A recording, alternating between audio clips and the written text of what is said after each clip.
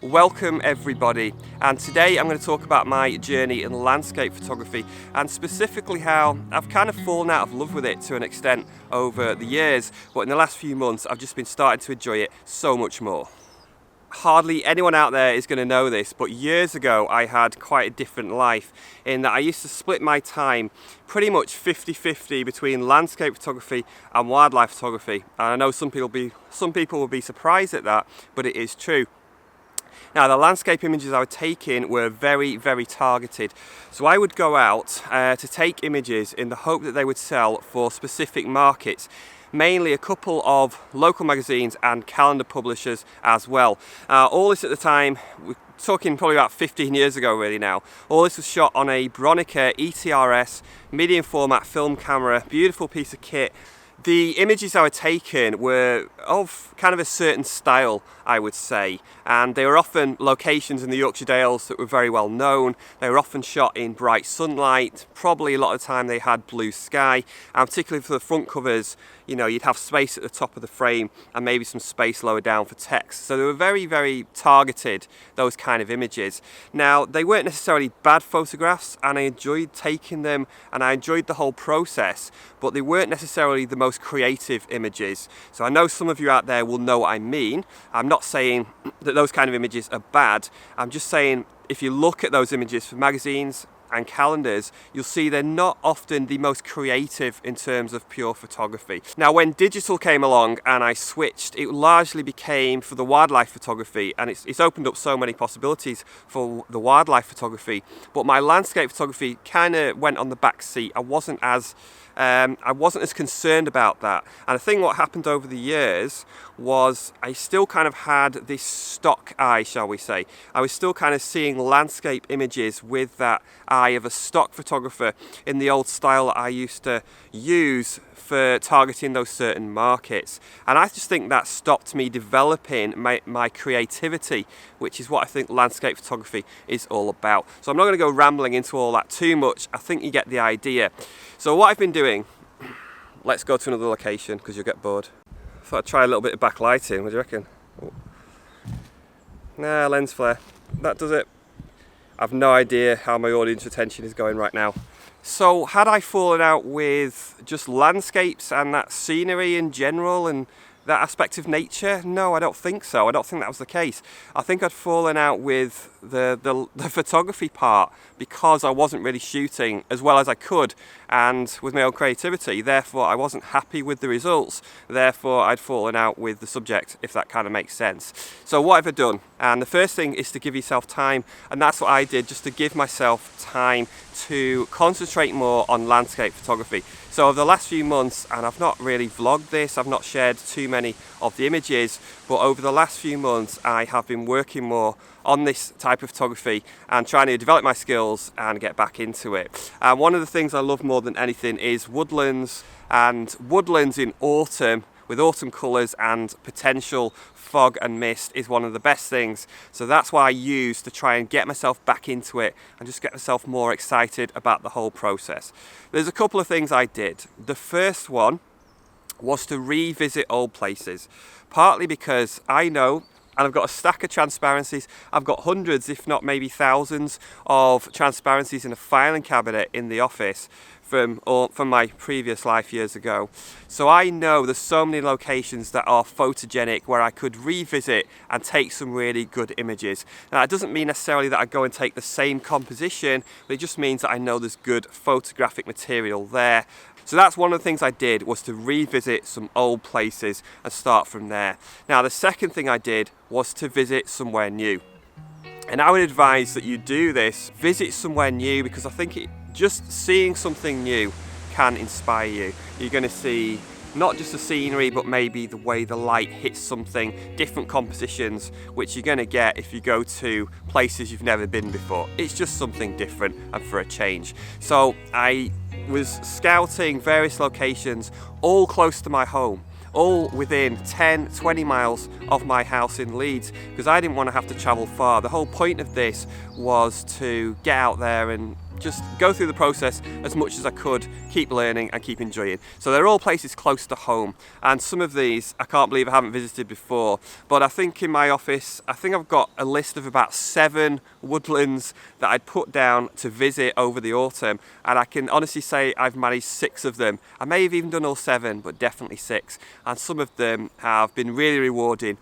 I've just finished that shoot, and that was like one of the best sessions I've had in any type of photography for months, I'd say.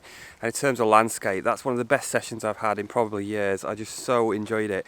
I came into this wood, I wanted to get here, I wanted to be ready to shoot just after the rain had stopped, because I think you get the best colours and textures then, and maybe you get a bit of lingering mist or low cloud because they're quite high up here. So I was actually in here when it was just absolutely torrential rain. I was stood here for, I don't know, about 45 minutes just getting absolutely hammered by the rain and the bag and the tripod. But then when it stopped, oh my god, it was better than I expected, I think. And the light was just perfect, everything was so soft, and I didn't worry, you know. I think I enjoyed it so much because I didn't think about why I was shooting. I didn't shoot for a specific reason, I just shot for me, and that's what it's all about. So I just found compositions that I really enjoyed, particularly the one I'm looking at here, and it was just really simple, wide angle shot, vertical composition, got it framed up, and then I kind of played around with the polarizer, which is something I never used to do. I'd either go, okay, no polarizer or polarizing filter fully turned. That was it. I didn't really realise that you could adjust it in between. I never thought like that. So I had a bit of an experiment today with adjusting it just to vary the effects.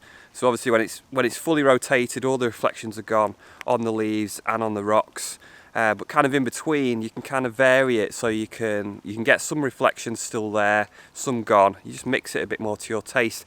And interestingly as well with the polarizing filter, it was just such a good learning curve today getting back into this, that the the distant woodland kind of in the background, without the polarizing filter, and before it started to clear up a bit more, the mist just looked beautiful. I mean, it's low cloud really, but it just looks like mist. It's pretty much the same thing, and that really added to the atmosphere. And when you turn the polarizer completely, it just cut through that and it was just gone. So tried to take somewhere, it was a bit of a mixture, to try and retain, you know, some of the atmosphere there in the background. But yeah, that was a fantastic shoot, thoroughly enjoyed it, and I basically took 2 pictures. That's it, 2 pictures. Totally happy with that. Done my job for today. Good for the soul. Gonna go home now. So has this worked? And I like to think so. Yes, I think it has. It's definitely helped me to start enjoying landscape photography again. One of the things I'm doing is I'm just not going with any preconceived idea, and this again is a mindset, and I'm getting out of that mindset of stock photography and seeing images in the way that I used to, and starting to explore my creativity again. So when I arrive at a location now, I honestly don't really think about what images I should be taking or could be taking. I just arrive, and it may sound very simplistic, but it is. I literally I look for what I like, what I enjoy, and I commit to that, and I try not to second guess myself, and I'm not to worry about how many pictures I'm going to take, what I'm going to do with any of the pictures, and I just work the situation, the composition and the light. I just work it as the best I can and try and just do myself justice, and that is it. And the thing as well is shooting for myself, because that's what it is. So I'm not thinking about the markets, I'm not thinking I'm going to shoot this to try and get it on a calendar or on a front cover. I'm literally just thinking I want to shoot this for myself, for my own enjoyment, and that's when you're going to get the best pictures. Now that is what landscape photography is all about, and the best landscape photographers do this very well. I think it's really, as much as anything, it's about atmosphere, it's about mood, and it's about putting as much of you as you can into the image. And it's funny that when you do that, when you take the time and you put more of yourself into it, more of your personality, more of your creativity, then that will actually come through and people will see that, and it's funny how people start to enjoy that more. So I can say for sure, with the few landscape images I've taken, let's say over the last 12 months, 2 years, the ones where I've really just switched off, and that's what it is for me, where I've switched off completely and just taken them almost on instinct. Those are the ones that I've preferred, and those are the ones that everyone else seems to prefer as well.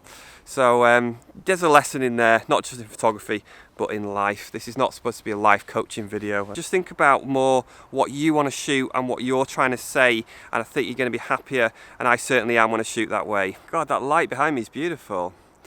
The other way I'm looking at it as well is that I don't need to spend a ton of time on landscape photography. Yes, I've spent more time over the last few months, but that's for a reason. But I've realised for myself, wildlife photography is my biggest passion, and I'm sure it always will be. But the landscape is something that from time to time I just feel the need to do, just for myself, just for my own creative juices, and just, I don't know, just for my general well-being. And I go out and shoot and I enjoy it, and if I can do myself justice, then I'm going to enjoy it even more. So from time to time I'll do a few landscape shoots, but it really might be very few throughout the year, and there's absolutely nothing wrong with that. I'm going to give a shout out to a few landscape photographers because I do look at other people's work, I do enjoy other YouTubers. The first is Simon Booth.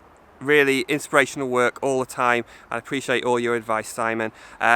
Also Gavin Hardcastle, Photo Tripper, Adam Gibbs, Thomas Heaton, whose work I've followed. I love how Thomas pushes the boundaries all the time. Mark Denney, Lizzie Shepherd. There's loads of others out there. If I can't think of your name, Mark Littlejohn. If I can't think of your name, I apologise, Simon Baxter. Some of these are YouTubers, some of them aren't, but there's some fantastic people out there, and a lot of those people do give me inspiration for my own landscape photography. I hope this video has been useful if you found yourself in a similar situation to me, or maybe even you're a complete beginner and it's just helped you to think about why you are photographing what you are, and to remember to enjoy the process and just enjoy the process. If you're a regular viewer, don't worry, this is not going to turn into a landscape photography channel. There is plenty of those out there on YouTube. If you've enjoyed the content and you're not subscribed, then please do subscribe to the channel for more tutorials and vlogs. And I've completely forgot what I'm going to say next because I just hate these endings. Oh yeah, so if you enjoyed this content, I'm going to put a video up on the screen to a landscape or macro type shoot that I've done, which hopefully you get something out of. Thanks so much for watching. Enjoy the rest of your Christmas and New Year, and I'll see you next time.